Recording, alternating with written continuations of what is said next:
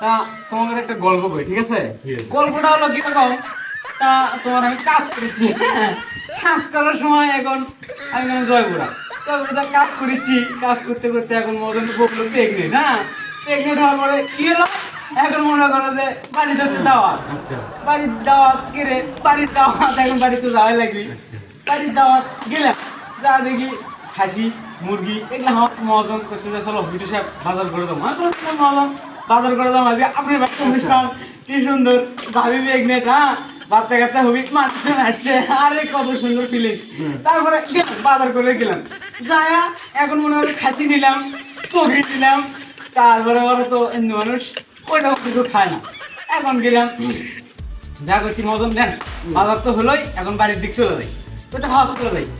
এখন আমি 4টার দিকে বাজার দিয়ে আইলাম, আচ্ছা এখন হচ্ছে আমার কাছে মিঠু সাহেব তুমি 7টার দিকে বাড়িতে যাও খাবার। আচ্ছা মদন ঠিক আছে, খাওয়া দাওয়া যেহেতু এটা তো অবশ্যই খাই লাগি, পাক নাই যাবে। তা এখন গেলাম, যাই এখন সবাই বাড়ির মেহমান টেহমান, অন্যরকম ফিলিংস, অন্যরকম ভালোবাসা। এখন সবাই খাবার করছে, আমিও খাবার বসলাম, 7:30টার দিকে খাবার হলো। আমার কাছে মিঠু সাহেব নাও মিষ্টি নাও, আমি বললাম বৌদি মিষ্টি তো নেবো না, আমাকে না লবণ দেন, লবণ কম হয়েছে তরকারি। বলছে তাই নাকি, হ্যাঁ শাহি খাবো না, পরে লবণ দিল। এখন ভাত মাগি, ভাত খালি খেলা খেলায়, ভাত খালি কিছু গেছিলাম, ওনার ঢেঁড়স দিয়ে ভাত খাচ্ছি, কে রে ইঙ্গে গে ঢেঁড়স দিয়ে ভাত খাচ্ছি, এক ভাত মাখি আর বৌদি কই বৌদি ভাত ইঙ্গে গে তিতা লাগে গোয়া।